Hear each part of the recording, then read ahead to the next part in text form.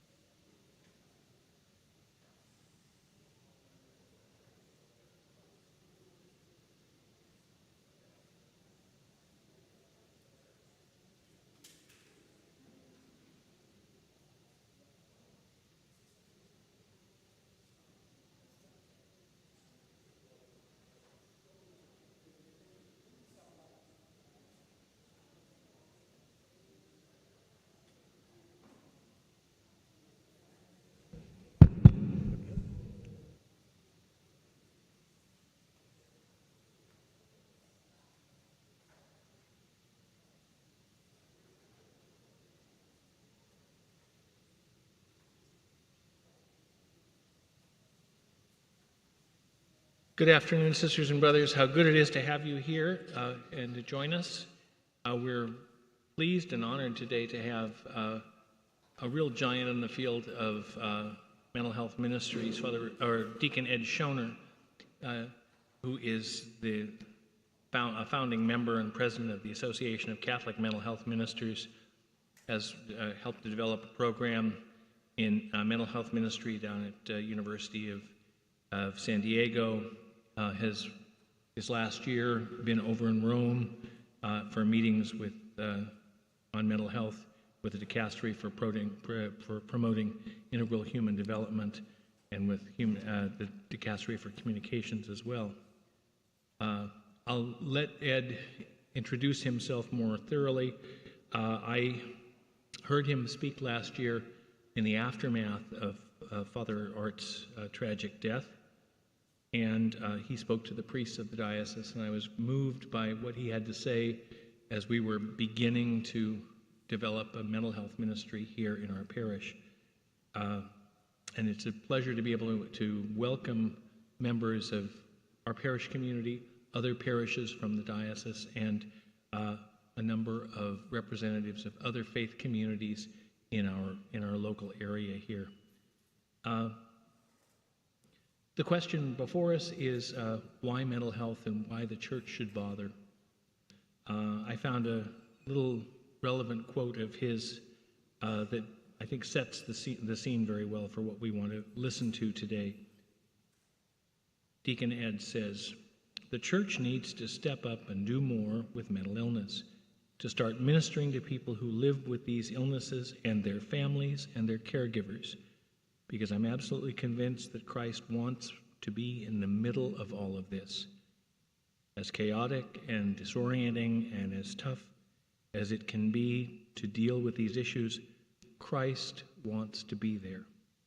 And he sends his church to do that and to do a better job of ministering to people with these illnesses." Deacon Ed's going to do a presentation for us. We'll have some time at the end of the presentation for a few questions, and we'll have time if you want to gather in the patio for a few minutes afterwards as well. Welcome to St. Ignatius. We're very happy to have you here, and I'm really honored to present Deacon Ed Schoner.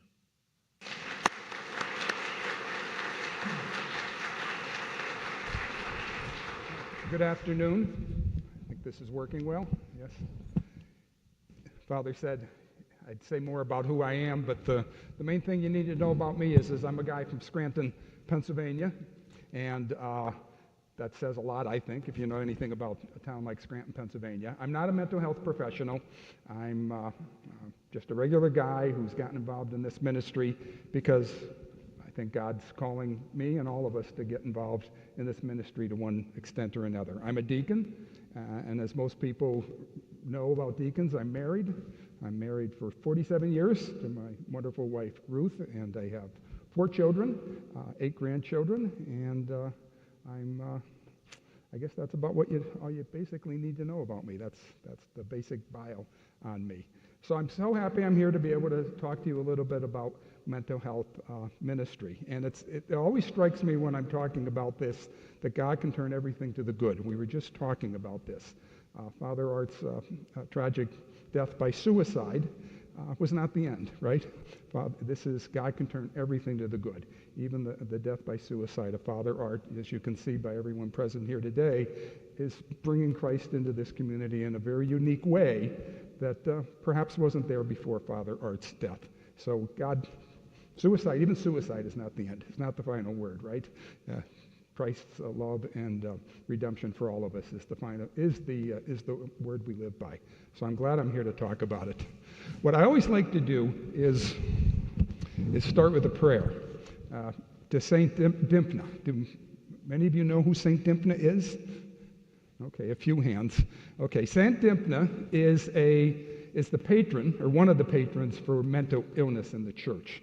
Her story goes back a long way. She was an Irish princess, and I won't get into all of that, other than to say that many bishops are telling me these days that many young women are taking Dymphna as their confirmation name now because of her being a patron to those who live with a mental illness. So let me offer this prayer, and I also have some prayer cards here with the same prayer on the back of them. If anyone would be interested in getting one of these at the end, I'd be more than happy to give it to you. But let us pray. Lord, we pray for those who have a mental illness. Help us understand that the way we talk about people with a mental illness affects the people themselves and how we treat the illness. So often people who have a mental illness are known as their illness. People say that she is bipolar or he is schizophrenic. When we talk about mental illness, we should not use that phrase. People who have cancer are not cancer. Those with heart disease are not heart disease. Let us always remember that people with a mental illness are not the illness. They are beautiful creations of God. There is so much fear, ignorance, and hurtful attitudes that the people who suffer from mental illness needlessly suffer further. Help us to support and be compassionate to those with a mental illness every bit as much as we support those who suffer from any other illness. Grant courage to those for whom we pray and fill them with hope. If it is according to your divine will, grant them the recovery and cure they desire. Help them to remember you love them and they are never alone. Saint Dipna, patron of those with a mental illness, pray for us. So a little bit about our ministry. What I'd like to do this afternoon is very simple, is give you a little bit of background on what we do as an association, the Association of Catholic Mental Health Ministers, a little bit of background on mental illness and the scope of mental health challenges in our country, and then some more detail on how to start a mental health ministry within your parish and some ideas that you might want to take away to do this. So the first thing is what our association is. This is our homepage. And I often say that, back in the day, St. Francis and some of the other people who started new ministries in the church would go village to village and preach in the town square about whatever the topic was that they wanted to talk to people about. What we do in 2025 now is we create a web page. So that's what we do. We spend a lot of time on this web page. We try to make it a robust web page with lots of resources.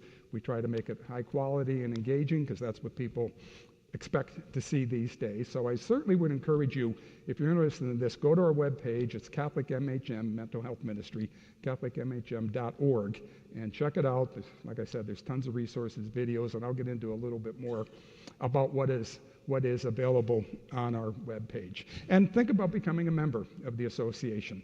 No cost. We're not going to pepper you with emails asking you for money. It's about building a community of people that are interested in mental health ministry. So check out our webpage and see what you think. One of the things we have on our webpage, right at the top, is this short video, which I'll show you right now, that explains what mental health ministry is and gives you a better idea of it. We worked with some pretty good film producers to create these videos, to make them engaging and make them be the sort of thing that people would be drawn into this ministry. So let me show you this, and it gives you a basic idea of what we're trying to do. The mental health crisis is also a spiritual crisis. 20% of us live with some sort of mental illness at any one time, and half of us over the course of our lifetime are going to live with some sort of mental illness or mental health challenge. Many people with mental illness are not understood. They feel outcasts. We all have challenges. We all may struggle with something at some point. What we really need is someone to talk to. You're not alone. You're loved. You're accepted. There's someone who cares and who's willing to walk with you on your journey of healing and recovery.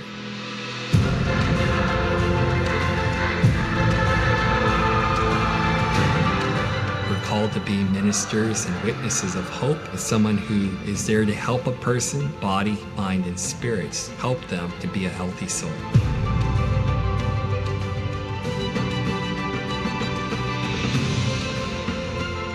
For people to understand and experience that tremendous love that God has for them. That is the part that our world is hurting and is needing right now. God does not take away our pain all the time, but God, Jesus, joins you in that pain. Jesus calls us to minister to those among us who live with mental health challenges. The Association of Catholic Mental Health Ministers helps people bring the light of Christ to those who live with a mental health challenge and their loved ones. The association provides a wide range of resources and free online training to equip people with the skills that they need to confidently participate in a mental health ministry. We work for the elimination of the stigma and discrimination that people living with a mental illness all too often encounter. We pray that mental health ministry becomes an integral ministry in the Church that's available in every Catholic parish and community.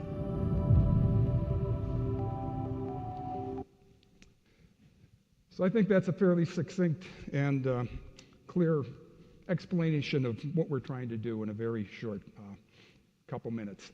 The other thing I'll add about our webpage is, thanks to AI these days, it can be translated into about 100 different languages with a click. So any of you who speak Spanish or some other language, that you can also go to the webpage and take a look at it, assuming AI is doing a good job in whatever language you're interested in. So this is what we do. This is the main focus of what we try to do, is we minister to people who are living with a mental illness in a particular way, because many of us who live with these illnesses have, over the years, and not unreasonably felt as though it wasn't something we could talk about in the church. And it's sometimes our mental illness will even lead us to think that maybe God doesn't love us anymore, and we're abandoned, we're alone. So the focus of the ministry is to minister to those that live with a mental illness. The second focus is the family and friends. Mental illness doesn't just affect the person living with the mental health challenge. It also can, particularly in the case of serious mental illnesses, can affect the entire family. And I know in particular parents can feel particularly abandoned, can feel particularly judged when their child has some sort of mental health or mental illness challenge. But it's not just parents, it's spouses, grandparents, and everybody else in the family. So we minister to them. Also, the third is the clergy and the ministers, and ministers, by that I mean lay leaders, that many of you minister to them, because we have our own mental health challenges, of course, and I don't know about Father, but when I was in formation, I got very little on mental health or mental illness as part of my formation, and I don't think I heard the word suicide the entire time in my formation. So we need to be brought up to speed on what these issues are and how to pray about them and how to integrate them into what we talk about and preach about in our ministry. And just as important, we need to keep our own mental health well in order to minister properly. So we focus on those two things. And then the fourth thing is the fidelity to the church. This is not Deacon Ed's ministry, it's not Bishop Dolan's ministry, it's not any particular person's ministry. It's very important to us that this ministry be recognized and integrated into the life of the church. That it's so important. It's a new ministry in the church, so I spent a lot of time, as Father mentioned, more time than I ever thought I would in Rome. I never knew what a dicastery was. I had no clue what a prefect was. I don't even know if I'm particularly happy that I know those things now, but I know those things now because I think it's important that this be integrated into the life of the church. And I'm happy to say it's slowly getting there. You know, it's a church that's been around for 2,000 years, so these things don't happen like that. But we are plugging away at that. So those are our four main goals or objectives in what we're doing in this ministry. We've had some success. In fact, I'll tell you, it's more successful than I ever envisioned. I'm not some sort of grand strategic thinker. Again, like I said, I'm just a guy from Scranton, Pennsylvania. But we have actually now over 6,000 members in the community. We're probably over 80 countries at this point. I just got back from India, which I won't get into all of that, but there's other parts of the world that are really embracing this ministry. And we have online courses that many people have taken, thousands of people at this point. And then, like I said, we have the web page, but we also do all sorts of other digital marketing, if you will, to get the word out about this ministry. We have a fellow from Mumbai, India, Edwin Walker, who does a wonderful job on getting the word out on this through Instagram and all the other social media channels. So this ministry has just taken off, and I think that's because the Holy Spirit wants this to happen. The Holy Spirit wants this ministry in the church, and I don't think there's any way this would have happened 20 or 30 years ago, because the taboos around mental health and mental illness and suicide were just so pervasive. But you know, the door's cracked open a little bit now, and I think the Spirit's rushing in through the crack of the door to provide the comfort and consolation we can only get from God. So that's why this ministry is growing as quickly as it is. People long for this. People want this ministry. People want this in their lives. So it's a beautiful, wonderful thing to see this ministry grow the way it has been. In order to make this ministry real, is that those of us in leadership positions, and I would include all of you here today, we need to be able to talk about mental health, talk about mental illness, talk about our own mental health challenges, to model good behavior, to destigmatize it, all sorts of reasons why it's good that we talk about mental health, and it's good that we tell our stories. I'll get into a little bit of the statistics and data later on, but I think the most important thing in this ministry is to be able to tell stories. Any of us that ever preach, or any of you that speak in public, you know the importance of stories. That's what grips people. So it's important that we be able to articulate our own mental health stories. And I'm sure everybody in this room has some sort of mental health related story. If you're not dealing with the challenge yourself, you know and love someone that is. For example, my personal mental health challenge is depression. I live with depression. I would have never been able to stand up in front of a group of people 10 years ago and tell you all that I'm living with depression. I'll get into that a little bit further, and this ministry, quite honestly, is what helped me to deal with my depression. But my story, and the reason I'm involved in this ministry, more goes to my daughter, Katie. My daughter, Katie, had bipolar disorder, bipolar 1 disorder, which is lows and very irrational highs, where she would be detached from reality for a time. And she's a sweet, wonderful girl, but she died by suicide in August of 2016. Our local medical school has saved me from having to tell Katie's story over and over again, although I do it on occasion. But if any of you that have lost a child or close to someone that lost a child, you know it's not something you ever get over, but it's something you learn to live with. But it also helps that I can show you this short little video from our medical school about Katie's story, and I think it's a good way to launch into a deeper discussion about mental health. So let me show you. That's from Geisinger Medical School in Scranton.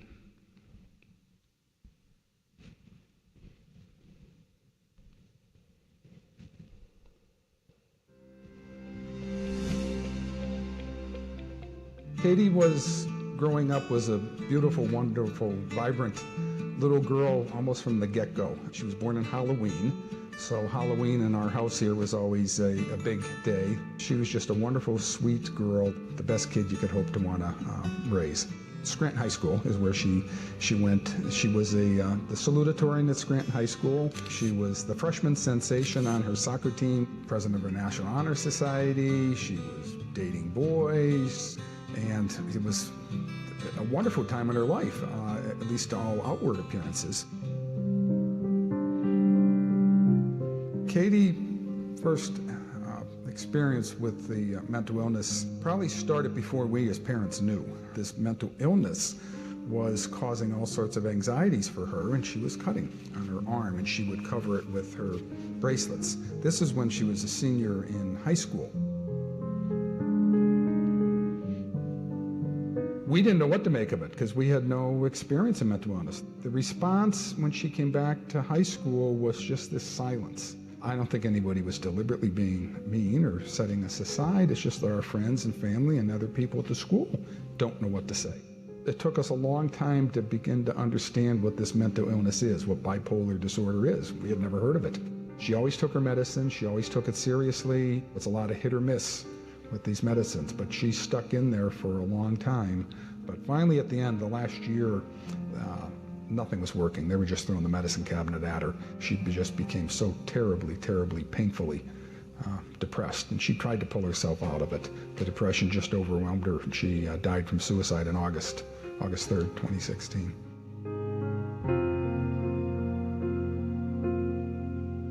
So I thought it would be good just to simply say this is what happened. She had a mental illness and she died from suicide. but to recognize it as an illness, not as a character flaw or a moral failing or anything like that. It apparently spoke to what a lot of people with mental illness experience, and this obituary went viral.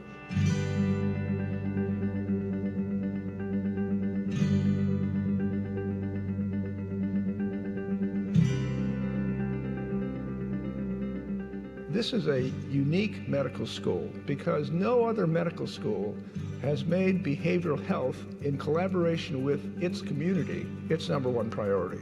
The Behavioral Health Initiative is a wonderful initiative that we at the Cady Foundation have been supporting because it brings the treatment of mental illness into the community. If you think about many of these issues and problems as being brain disorders, biologically based, strong genetic factors, then that's going to help remove the stigma that's been associated with having behavioral health problems, psychiatric problems.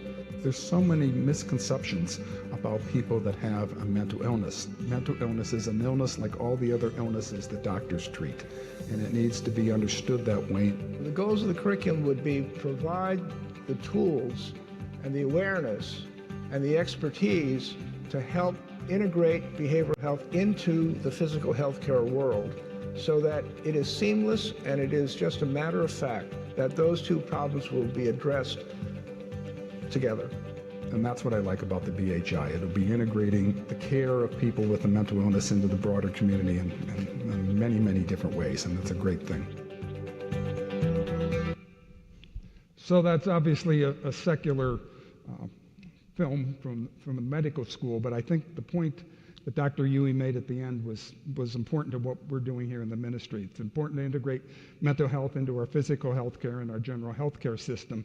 It's also important to integrate that into our church, into the life of the church. And we're mind, body, and spirit, right? And the spiritual lives of those of us that live with mental health challenges and mental illnesses needs to be tended to also. When I wrote the obituary, I of course never thought it'd go viral. The reason I wrote it was I put out a short, simple obituary because I live in a relatively small town, and I thought, well, instead of having people gossiping and wondering what happened to the deacon's daughter, I just put it out there. She had a mental illness. She died by suicide, but she's not defined by a mental illness. She's a beautiful child of God. Basically, that prayer to St. Dymphna that we read at the beginning is basically Cady's obituary. And like I said, you all can get a copy get a prayer card if you'd like. And much to my amazement, neither Cady or I or any kind of celebrity, this thing went viral. Must have just hit at the right time in the right way. And we heard from literally thousands, tens of thousands of people.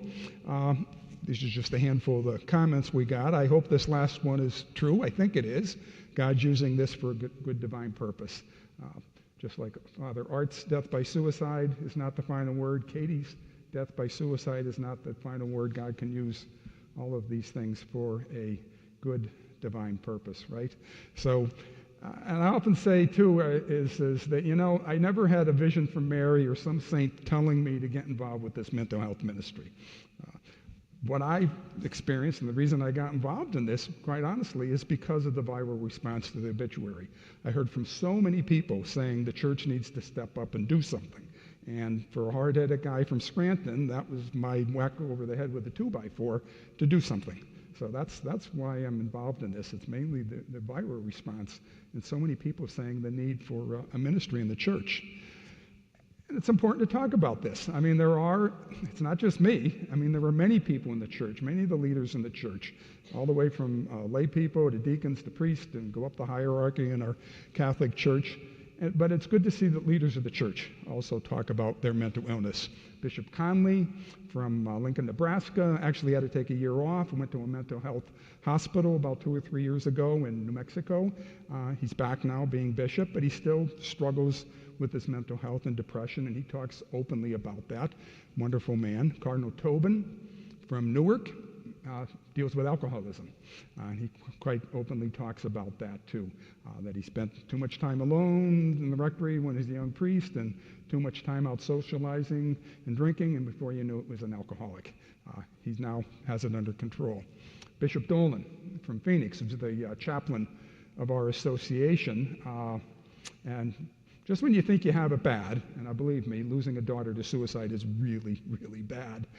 He's lost 3 siblings to suicide and a brother-in-law to suicide. So there's obviously some sort of genetic component to this. And God bless his parents. They're still alive in their 90s. And it shows you that wherever in the church you're affected by this. And even Pope Francis talked about his mental health challenges and his mental health disorders. He had anxiety disorder, and he openly talked about it. Going back into the 70s, when he was a good Jesuit, going as a provincial in Argentina in the 70s when his priests were under stress and the government, an authoritarian government, was causing all sorts of problems. He went to see a psychiatrist, and the psychiatrist gave him some techniques. She gave him a series of ways to deal with his anxiety, and he talked about how he used that for his entire life, even when he was Pope. When he could feel his anxiety coming on and he had an important decision to make, he would take a break, take a deep breath, maybe settle down for a day or two until he got his anxiety under control, and then go ahead and do what he had to do. But it's important that the church leaders talk about their mental health challenges. So I would suggest to each one of you, where'd I go? What's your story? What is it that you have, and are you willing to share your story and let God use it for the good?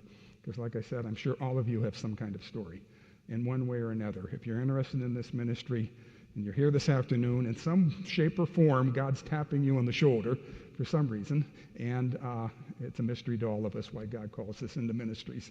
But for some reason, God is tapping you on the shoulder, and I would say think about what your story is. Are you in a position or way to use it to the good? Not that you have to talk about it all the time, but in some way, God will use it to the good. So think about that and pray about that, what your story is. So a little bit about the extent of mental health and mental health challenges and mental illnesses in our society. This is a basic number you'll hear quite often when you get into this. About 20% of us in any one time live with some sort of mental health disorder. And over the course of a lifetime, about half of us will have some sort of significant mental health challenge that we have to deal with.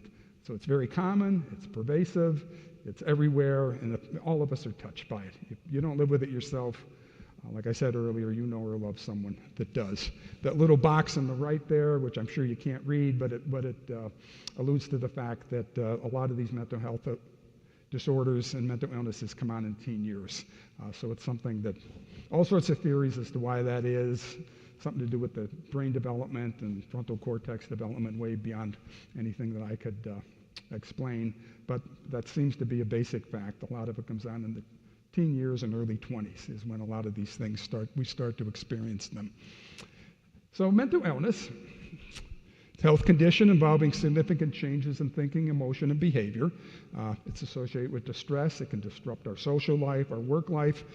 And I added this one, and it disrupts a person's relationship with God. And that's what we're here for with the mental health ministry, to restore and heal that relationship. So often the mental illness and mental health challenges, we think God doesn't love us, we think we're abandoned by our church, and we have real distress and wondering, where are you, God, in the midst of all of this? How come I have schizophrenia? I don't want schizophrenia. How come I'm living with depression or anxiety?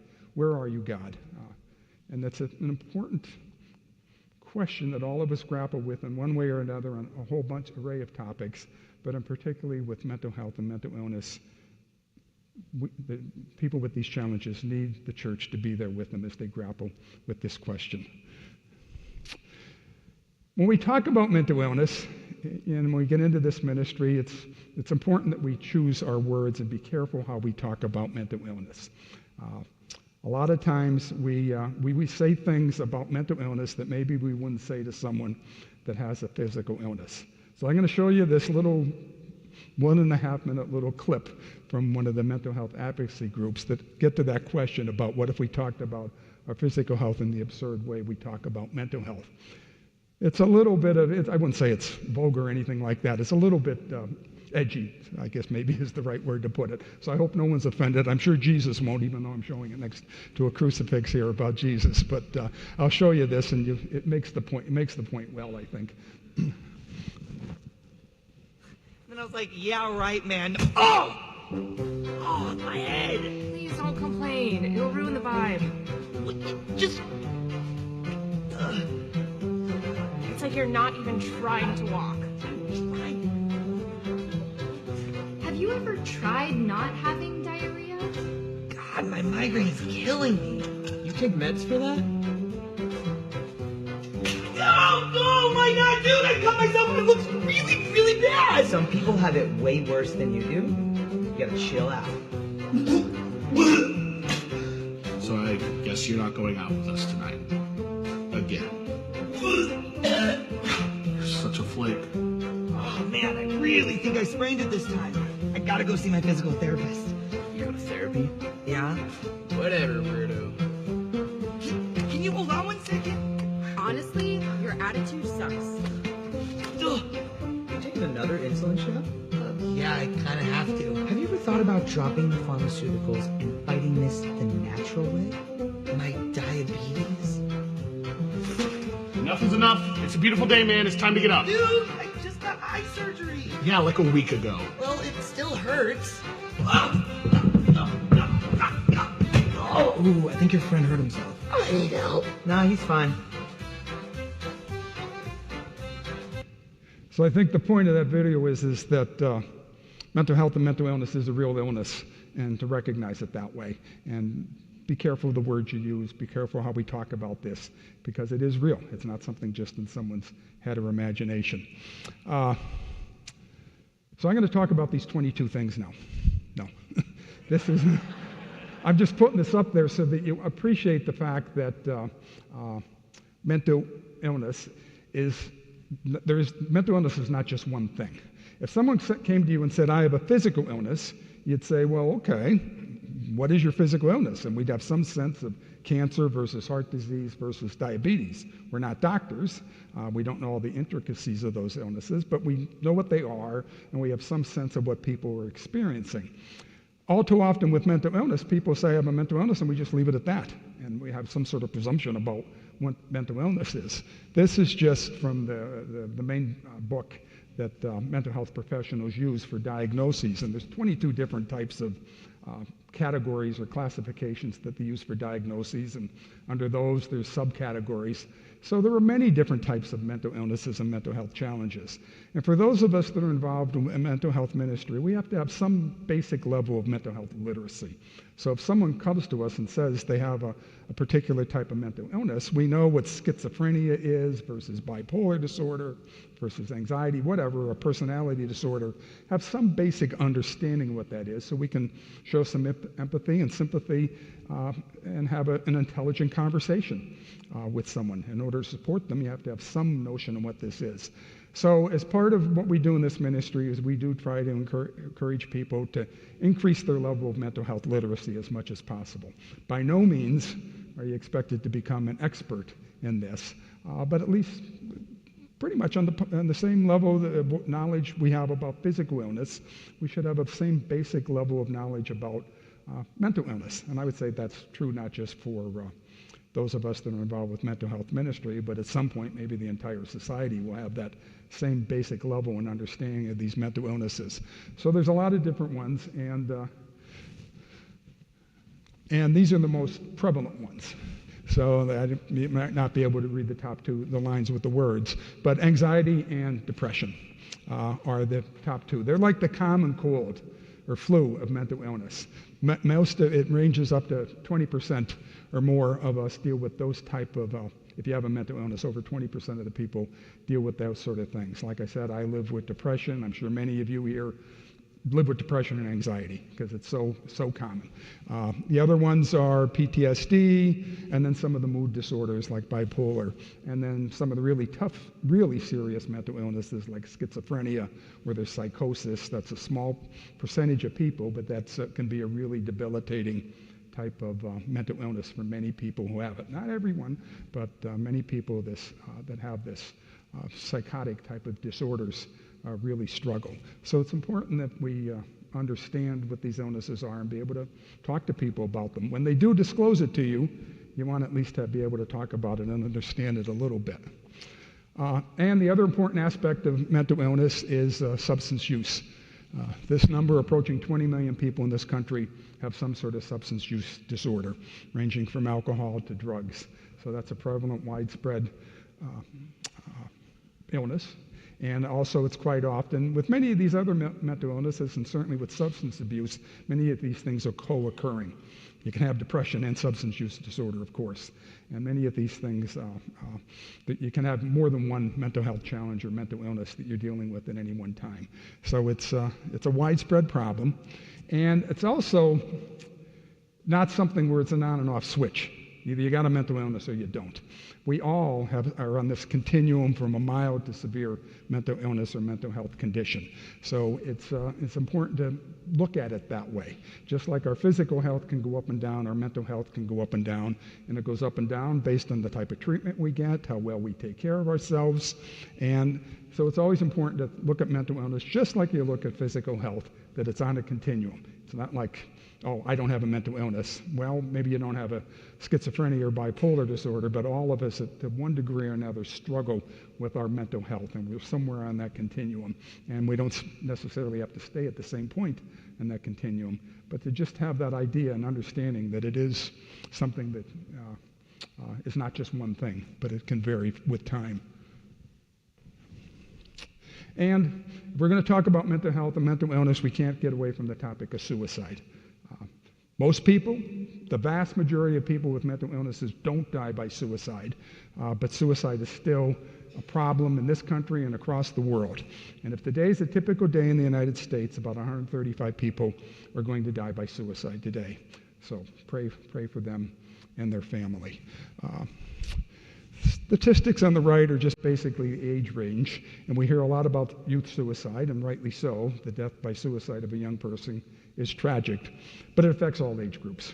In fact, the age group that's most prevalent in the United States with the biggest body count numbers, if you will, are middle-aged white guys. They have the highest suicide rates, the highest number of deaths by suicide. But the death rates for suicide, actually the highest rate per 100,000 is for people over the age of 85. For a whole variety of reasons. So it doesn't affect just the youth, is the point that I'm trying to make with this. It affects all age groups. It affects everyone. It's something that we need to be aware of. We need to do a better job in understanding and bringing the death rates to suicide down, just like we brought down the death rates for HIV and a whole bunch of other physical illnesses. We need to bring down these deaths by suicide. And the other thing, I always like, if you remember nothing else from this talk about suicide, is try to be careful with the way we talk about suicide. The phrase is usually you hear is they committed suicide. Try to get away from that. I know I was called on that the first couple interviews I did after Katie's death.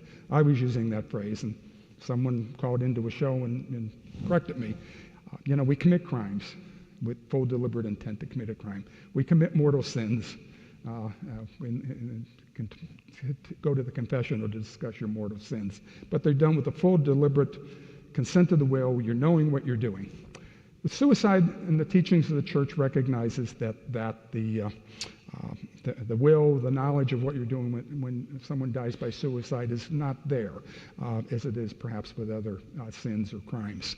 So a better and healthier word to use, and all the professionals will say this too, is to talk about death by suicide, death from suicide, died by suicide. Words like that get us away from thinking that this is just something that person did and it's their fault and we don't have to really deal with it. If we talk about it in the way we talk about deaths from cancer or someone died by a heart attack, the same phrasing gets us to a better place of being able to understand and talk about suicide and maybe get to the point where we actually bring these death rates down. And it gets rid of the stigma about talking about suicide. So try to remember that. It's a hard thing to get out of the habit of saying commit it, but try not to use the word commit it and try to use something like this. You wouldn't say someone committed cancer, right? Or someone committed a heart attack. It's the same idea. Just talk about it as a mental illness, like you would any other illness. How many of you take a mental health first aid? Okay, a couple of you.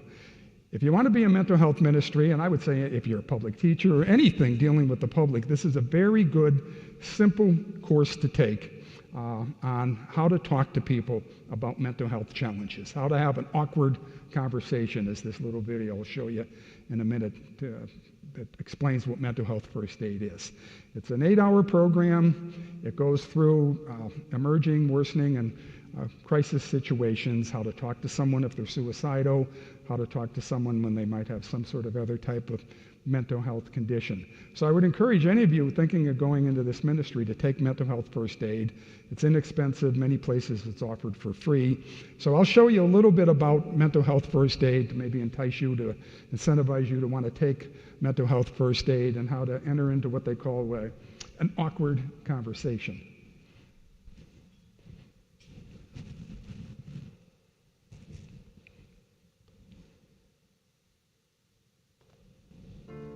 I'm Danny. I've lived with depression and anxiety for about 12 years, and today I'm going to be opening up about those mental health challenges with some complete strangers in the hopes that we can start normalizing conversations about mental health.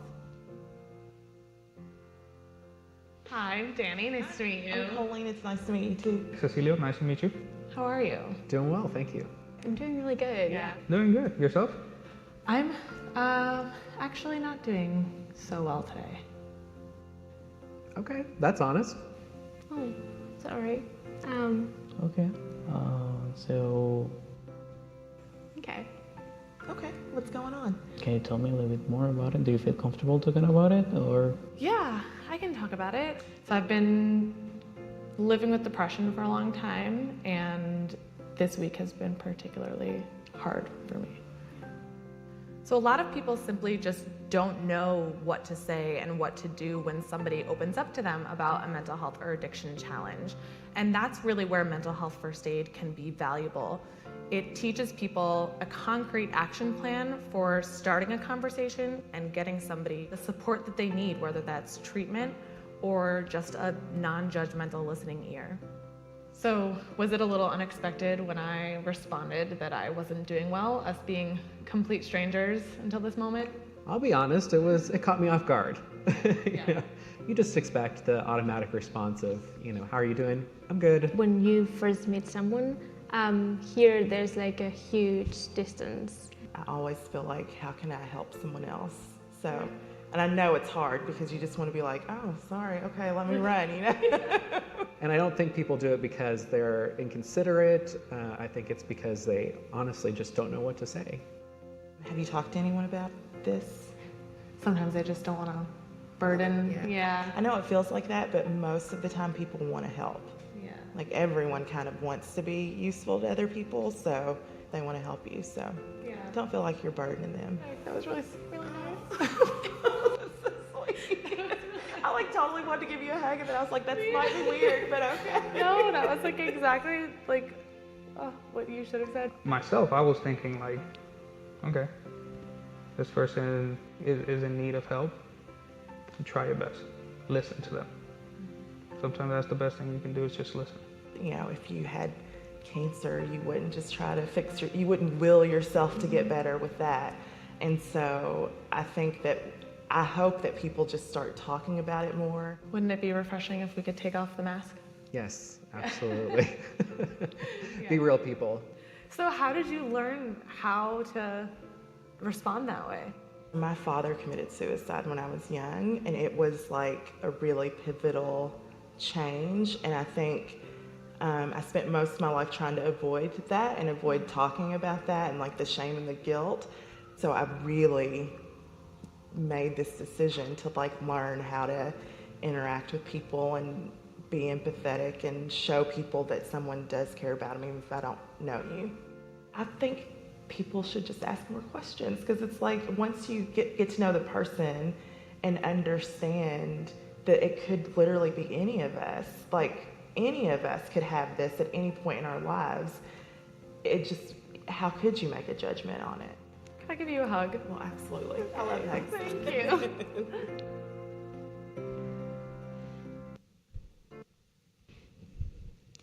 So it's a wonderful course. I'd encourage any of you that are thinking about getting into mental health ministry to take that. A lot of what we in mental health ministry, if any of you were thinking about whether you were qualified or to do this or whether you should do it, A little bit of mental health literacy goes a long way. Taking a little bit of training so you're comfortable talking about this helps a lot. But really, there's only two basic qualifications to be a good mental health ministry and to get into this ministry. One, you have to have a deep, abiding love of Jesus Christ. Yeah, and I'm assuming everyone here does. And two, you have to have a desire to want to minister to those who have mental health challenges. If you got those two things, you got basically what you need to be a good mental health ministry and to get involved in this ministry. We can give you, and you can find the resources to increase your literacy and increase your competence to talk about this, but this is mainly about bringing the love of Christ into the lives of people who live with mental health challenges. This is the basic slide about what mental health ministry is. Christ calls us to attend to those who suffer from mental illness, provide hope and spiritual healing. And our task as a church is to love and heal without the demand for a cure. If you got schizophrenia and you're going to be in the back of this church and maybe you're going to pace a little bit or maybe squirm a little bit or maybe your hygiene isn't as good as what the rest of us would like to be, that's fine. Come on in. You're welcome into this church. We're not going to demand a cure for anyone. We welcome them into the church in the midst of these mental health challenges. And those of us who are mental health ministers, as I'll get into this in a bit, we're not going to cure or heal any mental health disorder. That's not what we do. That's what the professionals do. We, as it says here, provide persistent patient love.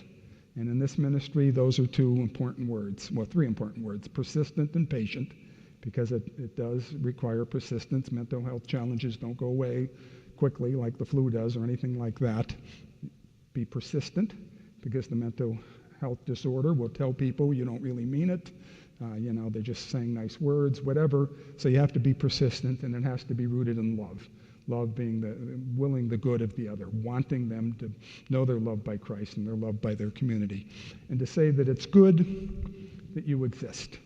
Because sadly, all too many of us who live with a mental health challenge certainly have days when we don't think it's good that we exist.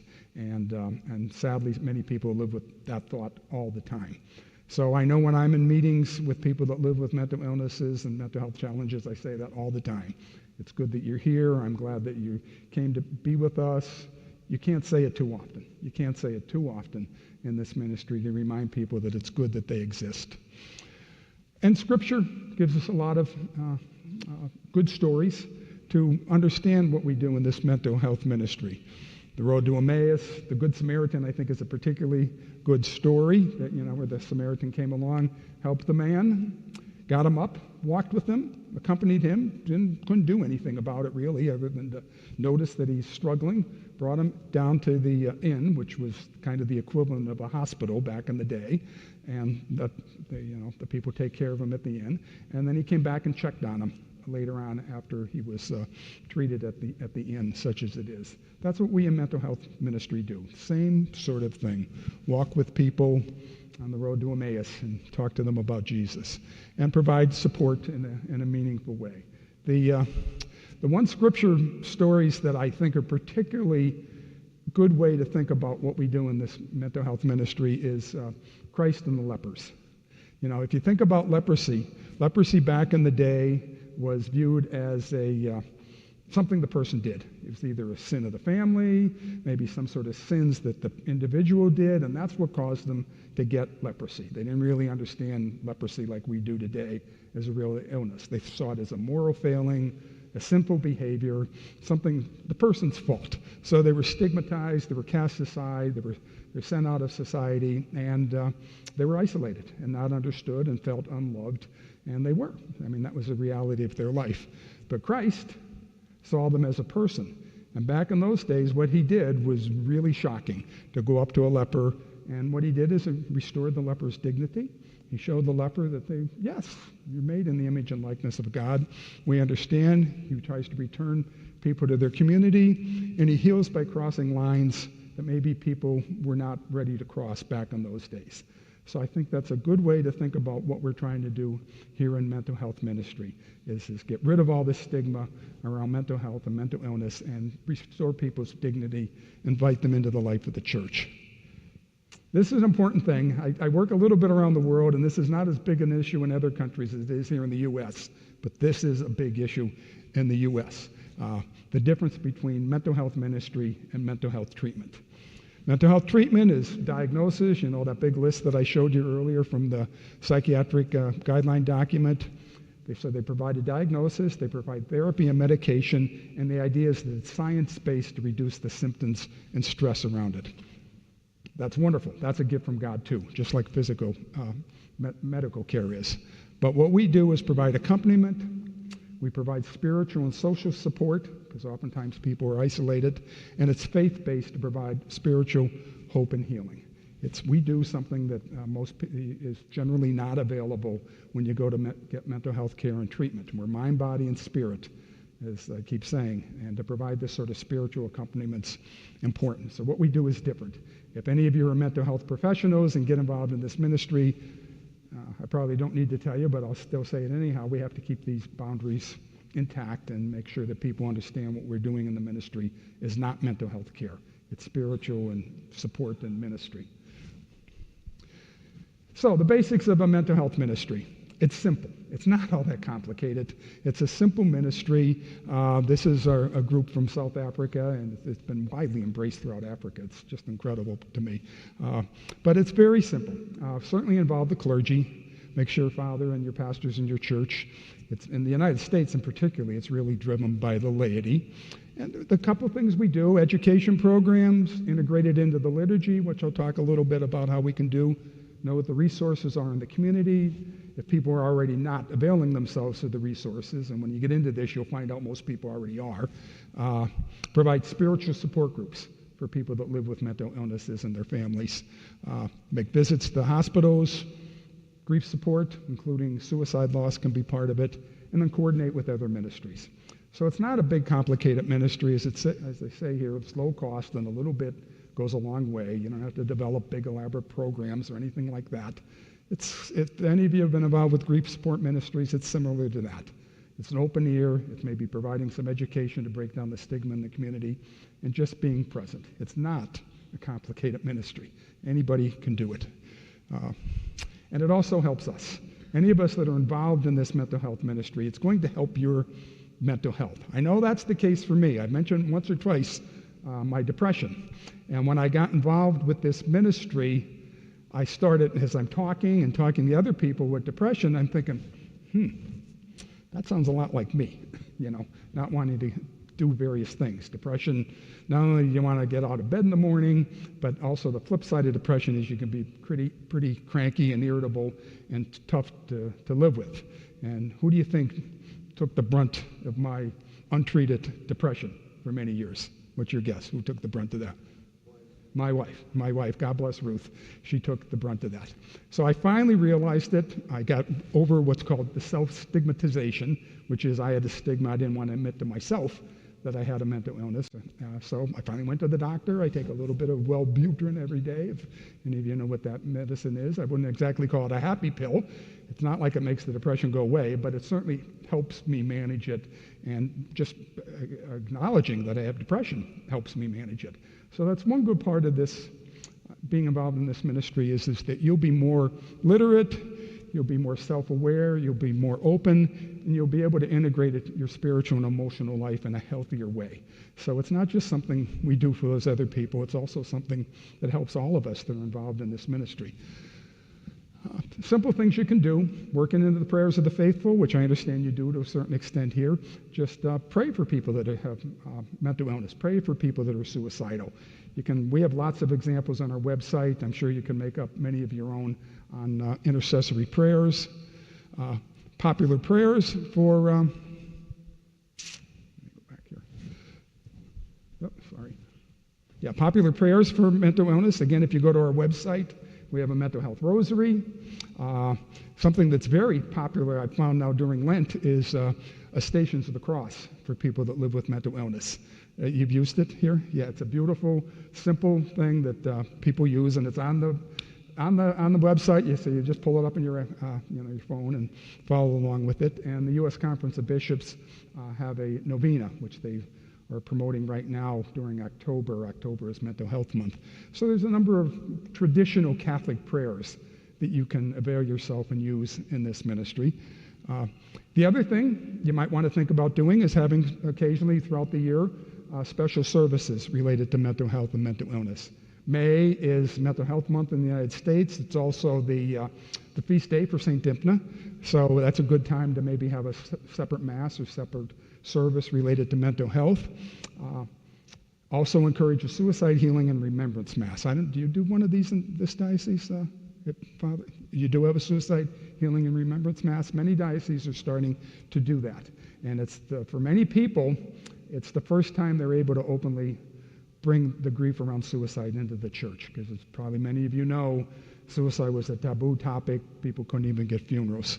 And the other thing to think about, and kind of borrowed this from the other denominations, is the longest night service, which in the Northern Hemisphere is around Christmas time, December 21st. And the point of the service is that for those of us with mental illness or struggling with grief or other challenges, yeah, we love the birth of Christ. It's wonderful that Jesus came into the world. But you know what? All the glitz and glamour and glitter around Christmas, well, maybe not so much. It actually in some ways hurts rather than helps. So having a simple service that acknowledges that Christmas can be a difficult time for people. What we use is like a Taizé service, so it's not a Mass. It's a service with beautiful healing music, reflections by maybe people in the community. But it's a nice service to do somewhere around Christmas to acknowledge the struggles that people have. So you can think of something like that. The other thing to think about in the ministry is spiritual support groups, where we have a couple where we have people that live with a mental illness. They come together in our particular diocese in Scranton every other Saturday. For many, it's becoming an ongoing place that they can come for social and spiritual support. We pray together. We reflect on where Christ is in the middle of our mental health challenges, and it's a very supportive group. We also offer spiritual support groups once a month for the caregivers, primarily parents, but not entirely, of those who live with mental illness and mental health challenge. And I can tell you from my experience, when your child first attempts suicide or gets admitted to a psychiatric hospital, you feel all alone. You don't know who to talk to. You wonder how you're going to be judged, how your loved one, your child's going to be judged, and it can be so isolating and distressful. A spiritual support group where you can come and talk to people about it, get some more knowledge about what the resources are in the community, and know that you're not alone. It's such a healing group. It's different than the one with mental illness, the people with the illness. That's more of a long, ongoing social support. The one with the parents can be a lot of tears, a lot of emotions, because it's their first getting whacked in the face with these mental illnesses. But it's such an important service ministry to provide. The other thing I wanted to talk a little bit about is be prepared to talk about suicide. When my daughter first died by suicide, I tried to read everything I could about suicide and what the church teaches, and there was very little, next to nothing out there. So Bishop Dolan from Phoenix and I got together and we edited 2 books about suicide. When a loved one dies by suicide is a small book that's 9 chapters, like a novena, where people can just read. When you're grieving, you can only read small chapters. So it's reflection by faith leaders on suicide and where God is in the midst of it. We have it on our web page. I won't show you this video right now, but we have it on our web page. We have a series of films about this, so I would encourage you to go see this. The other thing, I've just been starting to show this and being able to talk about this. So that beautiful woman there is my wife, and I'm sure you know who the guy in white is, Pope Francis. So we met, I've tried to keep it together in this. I'm getting better at keeping it. It was very emotional for me. So I've had the opportunity to meet Pope Francis a couple of times. And this last January, my wife Ruth came along with me. And I think the Pope did a wonderful job of modeling what mental health ministry is about. So my wife Ruth came up to Francis, and she has that little card there. We call it a Katie card. It's picture of Katie with the prayer that we said earlier on the back of it. And she came up to Pope Francis and handed it to him. And he gets handed all sorts of stuff. So she handed him the card and she said, "This is my daughter who died by suicide." And his English wasn't great, but his head went up when she said that. Okay, and you know, one of the things that I do get a little teary-eyed and emotion, which I'm feeling right now, I don't apologize that for at all when I talk about mental health and suicide. So if that bothers or makes any of you folks uneasy, you're just going to have to deal with it, okay? But he took her hand, as you can see there, and just listened to her story and said, "I'm so sorry." And that was kind of it. Yeah, that was kind of it. And that was everything. That's all you can do in this ministry. There's no way he's going to bring her back. Katie, even the Pope can't bring Katie back. There's no way the Pope can take away Ruth's grief. She'll live with the grief for the rest of her life. But the Pope and any of us ministers here can reassure people that the church in Christ is with you in these struggles. So the Pope beautifully modeled what this ministry is all about. I'll forever be praying to Pope Francis, grateful for what he did.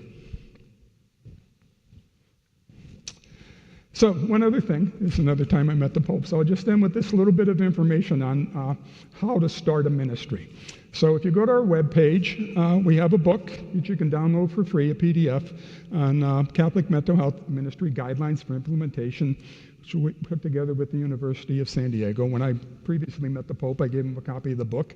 I doubt he read it, but anyhow, he at least read the cover of it and said thank you. And it's a basic program. I went to the diocese and I said, it's a basic thing on how to start a mental health ministry. So we have a series of films on our website that you can go through asynchronously or you can go through as a group to understand how to start this ministry. So again, let me just show you the little trailer for this course. Besides mental health first aid, I really would encourage any of you to take the time to look at this. There's short little 15, 20-minute films. They're made for people like us who are not in college anymore. And the final exam, such as it is a plan for your parish or your diocese on how to start a mental health ministry. So let me show you the trailer for this I went to the diocese and I said, have an idea. And the person who was vetting me, she said, oh, this sounds like mental health ministry. Nobody ever told me how much God loves people with mental illness, how much the church cares for people with mental illness.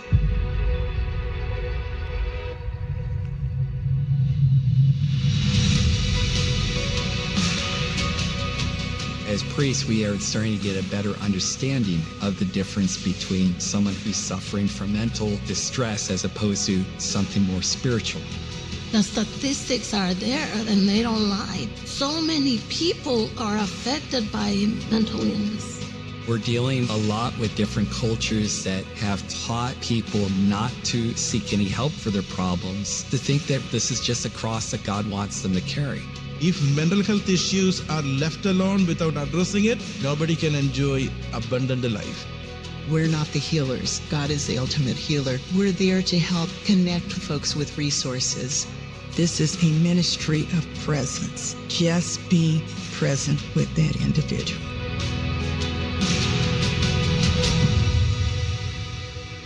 For many people, mental illness represents an ongoing and lifelong burden. We clearly proclaim that there is no shame in receiving a diagnosis of a psychiatric disorder, and we affirm the need for education in our communities to remove the unjust prejudice and stigma often associated with mental illness.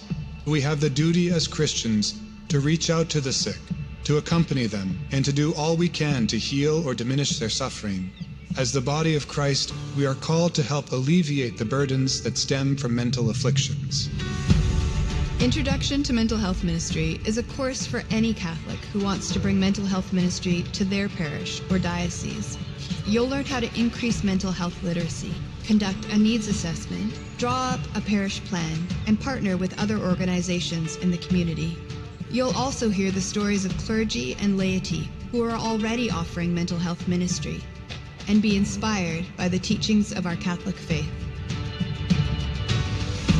I can think of a lot of people who never talked about their mental illness at church. Now they're not afraid to talk about their mental illness with one another and know that they're not alone. We want to get rid of that stigma so people know that they can come to church that they're not going to be judged, that they are accepted, that they are a child of God. So I would encourage you to take the time, go to the website, take the course. Like I said, there's no cost to it. You can even get the book and all the ancillary material. It's all for free. So if you're thinking about doing this ministry, take a few minutes and do this. So I just want to conclude now just talking about prayer in this ministry. Everything we do is rooted in prayer, right? Our relationship with God. So we have a online prayer ministry, which even if you physically can't participate in a ministry or a support group within your parish, we can all pray, right? So you can go to the website, submit prayers. Once a month we have a webinar where you can join with others and offer prayers.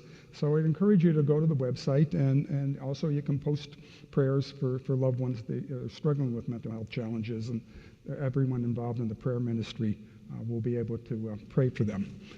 So prayer is important, and I'll talk about our relationship with the Pope's Worldwide Prayer Network, which in itself is a minor miracle. But you Catholics will appreciate, I always say you Catholics because I'm a convert, and when my wife laughs at me when I say you Catholics, but you Catholics will appreciate this story. So I'm sitting at the kitchen table in Scranton one morning, and we all get these junk emails.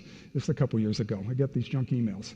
I don't know if you've gotten them here, where someone hacks into the thing and says Father so-and-so or the bishop or whatever needs to call you quickly. You need to get back to them quickly.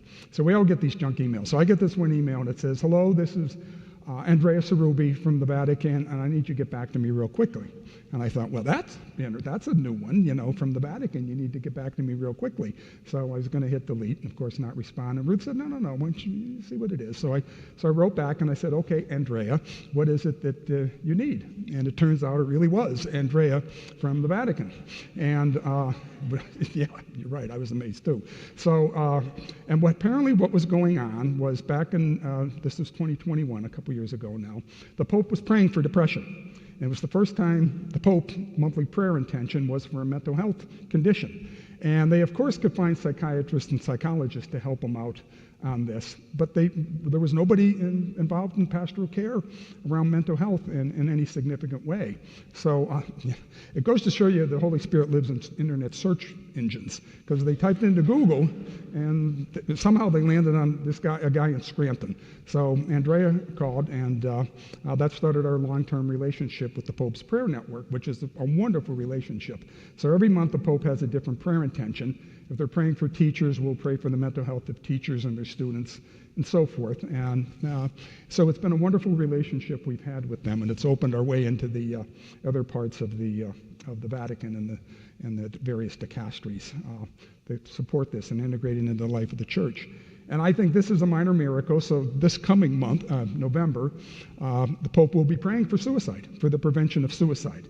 Very seldom has the Pope used the S word, suicide, and it's wonderful. We'll be praying for those who are struggling with suicidal thoughts, might find the support, care, and love they need in their community and be open to the beauty of life. And we'll be working with them to develop all sorts of other materials around that. We'll be having a conference in Rome the first week of November, where we invite people from around the world.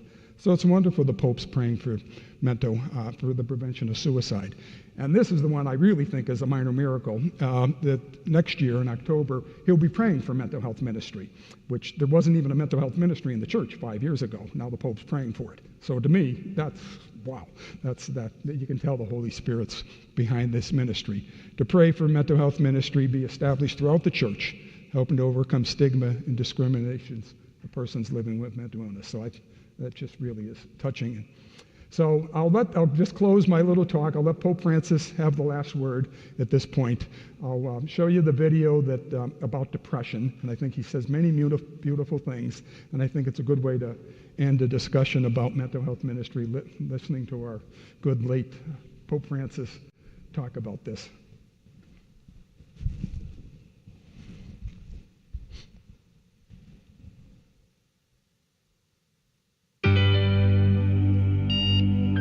La sobrecarga de trabajo, el estrés laboral, hacen que muchas personas experimenten un agotamiento extremo, un agotamiento mental, emocional, afectivo y físico.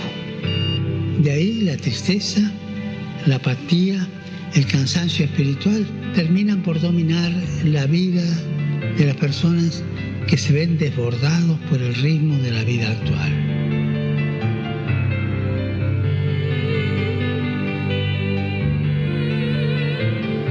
Procuremos estar cerca de los que están agotados, de los que están desesperados, sin esperanza. Muchas veces escuchando simplemente en silencio, porque no podemos ir a decirle a una persona, no, la vida no es así, escúchame, yo te doy la receta. No hay receta.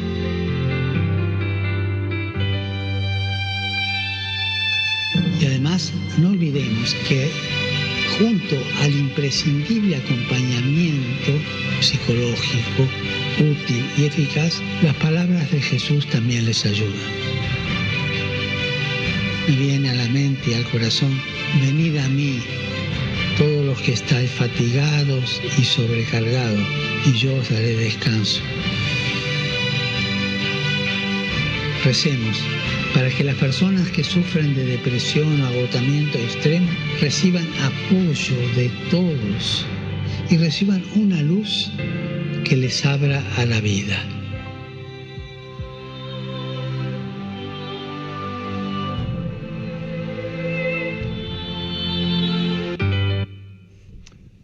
So there's so many things about that video I love, but his last line is what succinctly states what our mental health ministry is about. We offer people a light that opens them up to life. That's what we ultimately are trying to do in this ministry. So thanks for listening to me. These are maybe some questions to mull on, and we have 15 minutes or so for questions or comments or whatever anyone would like to offer. Godfather.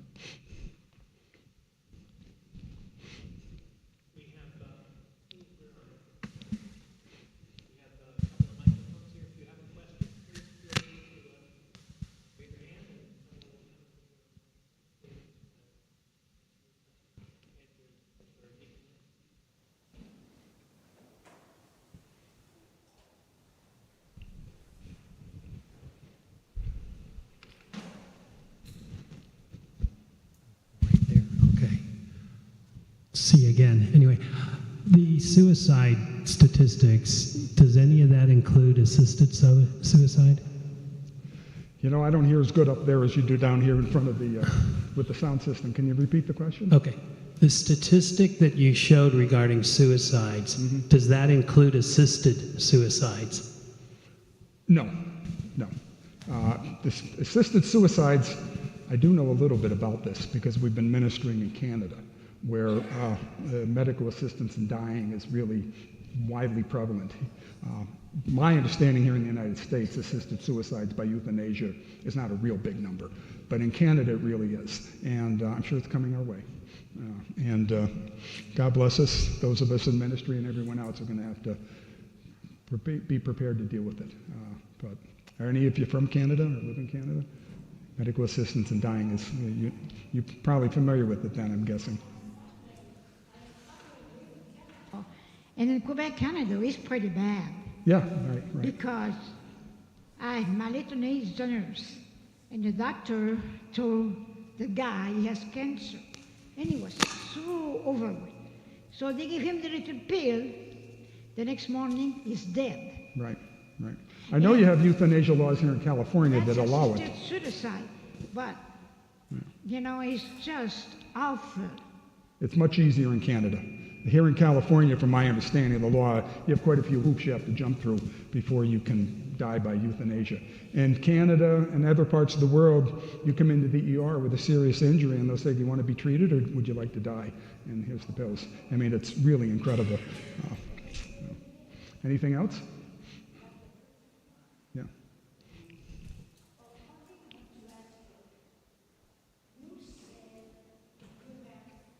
You said you were having depression. Who diagnosed you as depression? Psychiatry? My physician diagnosed me with depression. I have moderate depression. Yeah. It was not a psychiatrist. Not a psychiatrist, no. Did you took some medication? Yes.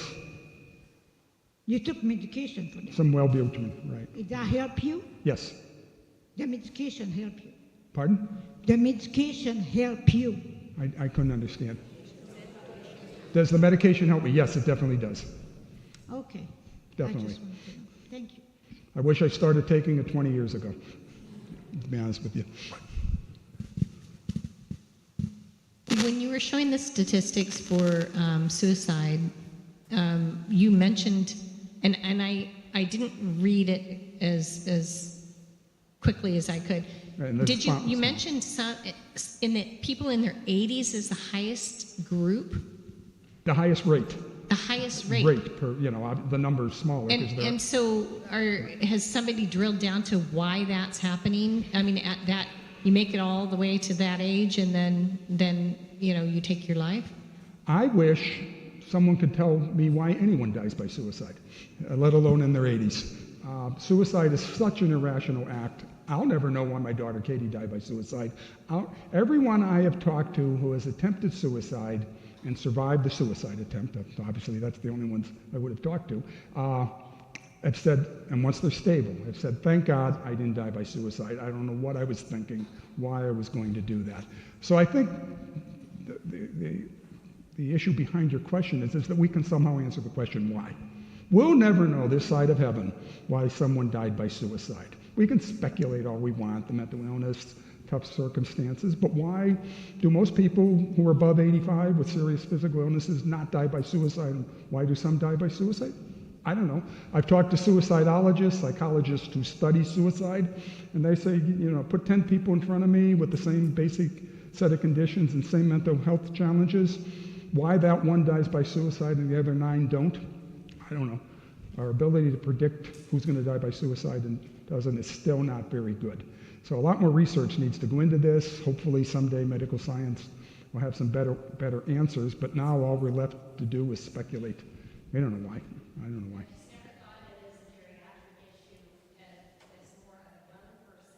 Right.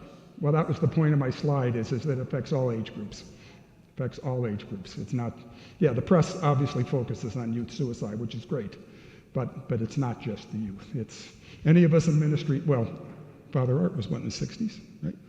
Any of us in ministry know this. I mean, I can't tell you how many people have talked to me about the suicide death of a loved one, and it spans every age group, every age group.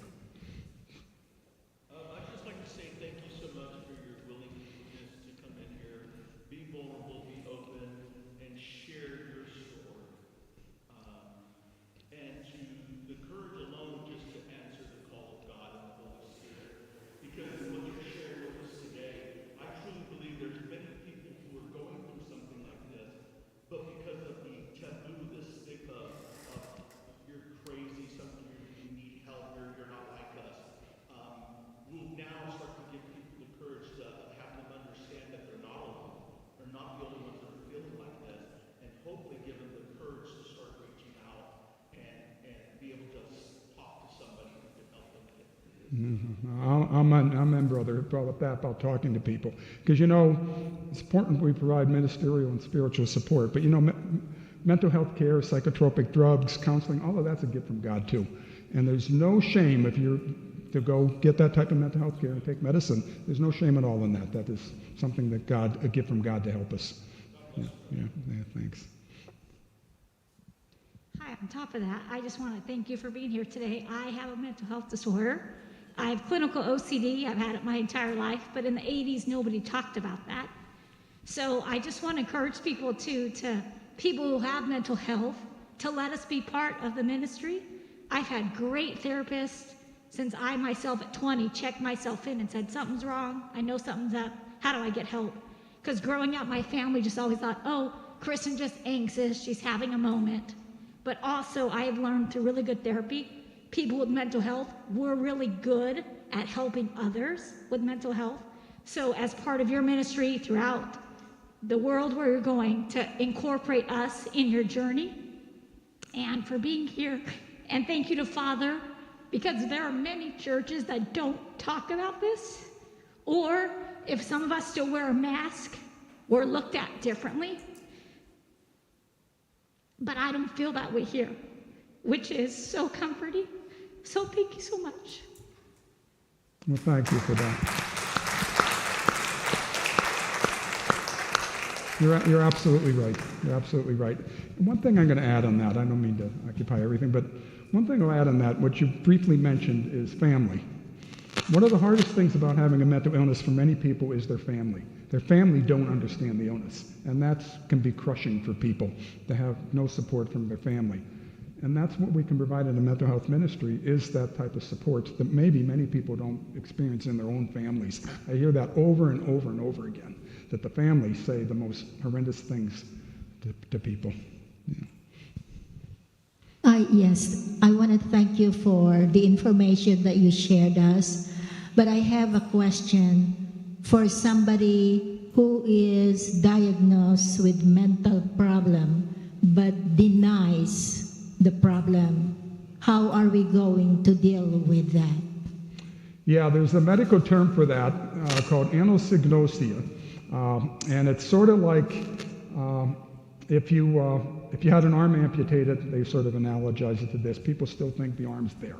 So a lot of people with, and this is usually people with a serious mental illness that you're talking about, like a lot of the people living on the streets, they truly don't think they have a mental illness. That's a symptom of the illness. They don't think they have a mental illness. I have a book in my office back in Scranton that I pass out like bubble gum for free to people that come into the back of the church and say, I have a loved one, I have a brother, sister, whatever, that's roaming around and does not accept the illness. It's just a symptom of the illness. This book is I'm Not Sick, I Don't Need Help, is the title of the book, written by a psychologist whose brother had schizophrenia, never acknowledged he had schizophrenia. It gives you some techniques on how to talk to them, find points of agreement, and try to help them stay safe and get better. But it's a tough symptom. They're not in denial. They're not, don't get that idea out of your head that they're in denial. Maybe I was in denial about my depression, but I didn't have a serious mental illness. But someone with some of these serious mental illnesses think you're crazy. How would you like it if someone come up to you and said, you need to take some medicine, and I think you need to go to the hospital, and things like that. You'd say, no, I'm not going to do that. And you'd rebel against everyone. You get totally paranoid that everyone's chasing after you. That's what it's like to live with anosognosia, where you truly don't think you have the illness. So try to be sympathetic to people when they, experience that. Yeah. What's that? I'm Not Sick, I Don't Need Help. It's by a guy named Xavier Amador. Xavier Amador. He has a whole web page. He's very good. It's not a magic bullet. It doesn't solve everything, but it helps. Yeah. Hi, Deaconette. Hi. I'm particularly interested in the spaces for true storytelling, especially spaces that can honor the storyteller in their fullness. Sometimes people are only given platforms to amplify their circumstances or what they've endured, and not necessarily who they've become or how they've transformed or what they've learned. So have you seen any programs or platforms or events where you've had, successful, impactful storytelling? Secular, there's NAMI. You ever hear of National Alliance for Mental Illness? I think they're active in this county. They have a In Your Own Words program that basically trains you how to tell your story, and not just your suffering, but your recovery too. So there's that out in the secular world, NAMI. You might want to check out your local NAMI. Within the church, to be honest with you, there's not a lot at this point. I know in our spiritual support groups, people do that. They can come in and talk about their hospitalization, maybe their suicide attempt, and no one's going to recoil in horror about it. They can talk about it. Everyone says, yeah, been there, done that sort of response where their story's respected and embraced and they're supported. So that's one of the wonderful things about spiritual support groups, is that people can go and do what you're suggesting. Yeah. Hello, thank you, Deacon. I've actually read your book. I'm reading it quite slowly. But recently, 2 months ago, we lost my nephew, 24-year-old, through suicide. And the sad thing about it is not just it's also tragic, is that my son now, our 23-year-old, who was close to my nephew, is now suffering from mental distress. And we know that he needs help. I've called Kaiser so many times, emailed his doctor, letting them know that he's been having mental distress. He's not a 5150, so I can't call a 5150 on him. Tried to talk to him about getting help. But I think the system is broken because for someone who's having a mental, stress, you can't get them help. And then the hard part is then you have family members screaming at you, you're not doing anything about your son, when in fact we're doing everything we can. We're responding with love and compassion and being patient and being persistent in reminding him that, hey, if we can't understand everything you're saying, but maybe we can find something. What I am trying to say is, how do I get my son, who's 23 years old, over the age, to get him some help besides prayer, asking for God to find a breakthrough for him, if that's what he needs, is a medical breakthrough. And then also having my family make them understand that, hey, we're doing also everything we can. If you want, you can support us, because we're also now feeling like we're that house with a leprosy. Nobody wants to come and visit because my son will just talk your ear out. He's been trying to understand the house and the whys of why his cousin killed himself. Yeah. Well, I'm so sorry you lost your loved one to suicide. Yeah, that's hard. I mean, it happens all over the place where they don't qualify under the state law for the mandatory hospitalization. He hasn't said he wants to kill himself, or he hasn't said he wants to harm someone else. For those of you who don't know, those are the two basic criteria. If they're not expressing those two things, you can't mandate anyone into a psychiatric facility or an emergency room. So you're left with the situation you're at that's very disruptive for families. You're saying the family doesn't understand, nobody wants to come over. Welcome to the mental health care system in the United States. I mean, it's hard. It's hard. There's no single silver bullet, and it's hard to do it by yourself, and it's one of the reasons we start this mental health ministry. We have many parents in your situation that comes to our spiritual support group once a month to come talk about it, get some ideas and where to go, maybe how to help them. Again, that book, I'm Not Sick, I Don't Need Help, might help. It has this listen, empathize, agree, and propose method. They call it the LEAP method. Maybe you can talk to your son and come up with ways to gently move him over into getting the mental health care that he apparently needs. But other than maybe if something develops here at the parish, the other place to go is your local NAMI, National Alliance for Mental Illness. They have a lot of information on these type of situations. But yeah, persistent patient love. Don't let your son ever think you don't love him. That's the most important thing a parent can offer, right? Is to reassure your kids that you love them, even though they're difficult times. I wish I had a silver bullet to tell you, but there is no silver bullet. Persistent patient love. Yeah. I actually have a background in mental health and had the opportunity at one point to volunteer at suicide prevention. I'm sorry, before you ask your question, just one thought came to my mind with this couple. One of the things that I did when Katie came down with bipolar disorder, I had no idea what it was. So I went to see a therapist myself to understand how to talk to Katie, how to deal with the situation, and also help me. So that might be one thing you might want to consider. If you can't get your son to the therapist, maybe you guys should go to a therapist.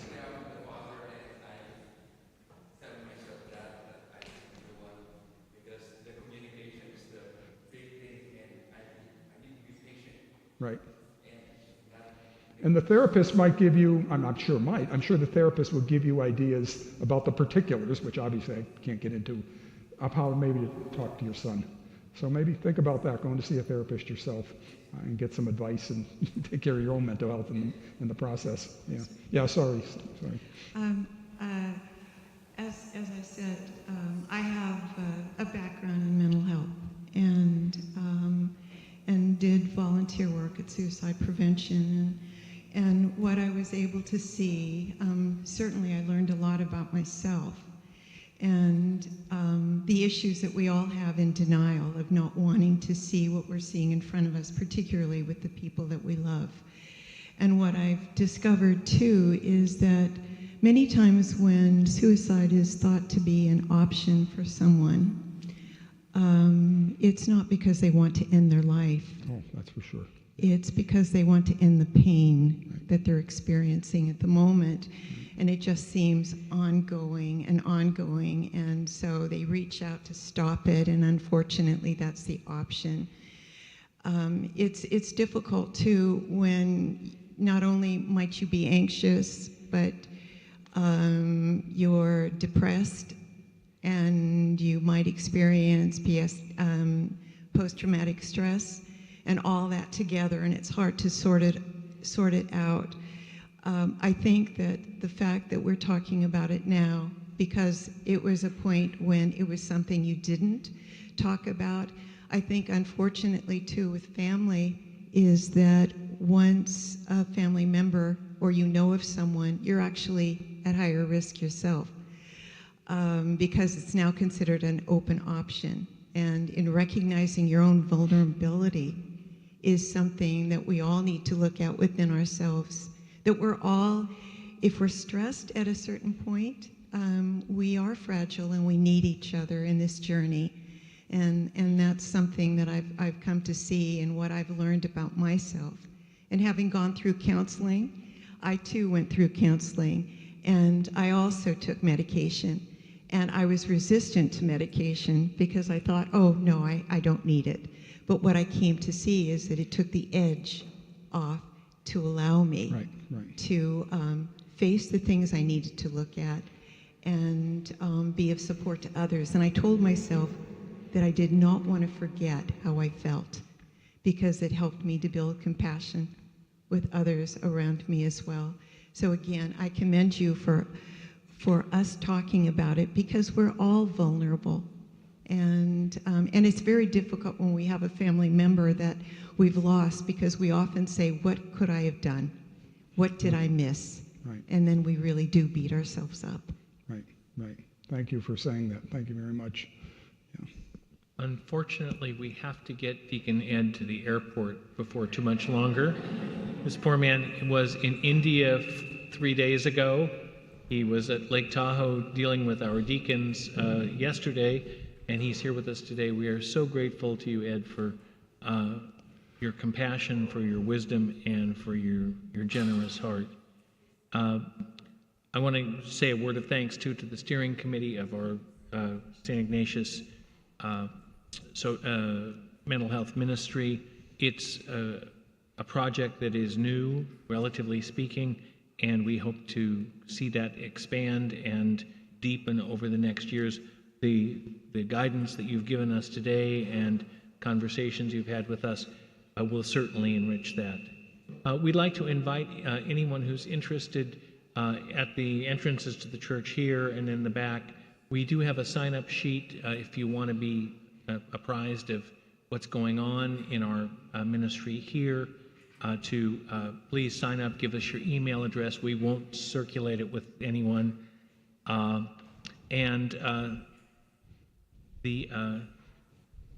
The good that can be done here is just immense. And we're so grateful for the opportunity to pray together, to feel together, and to work together. Glad too to see some members of not only of other parishes but of other congregations here today. That's a blessing for us all. If I could add, Father, just as you're saying about things, I'll leave the, I don't know if there's enough for everybody, but the St. Infinite prayer cards, if anybody's interested, I'll leave them on this Great, table. and we'll print up some more of those as well. Let's take a moment, first of all, to say thank you to Deacon Ed.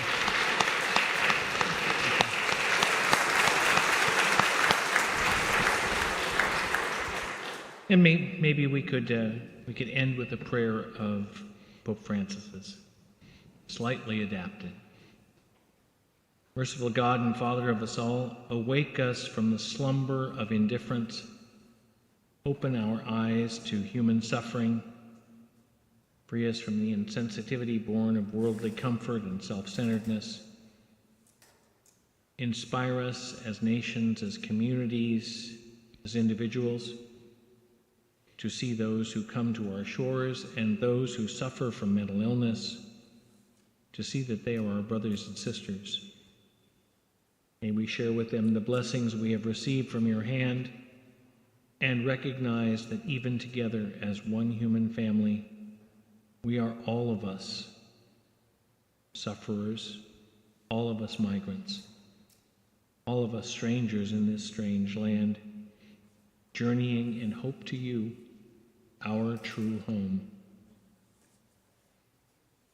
Looking to that day when every tear will be wiped away, where we will be at peace and safe in your embrace. We ask this in your holy name. Amen. Thank you very much for being here.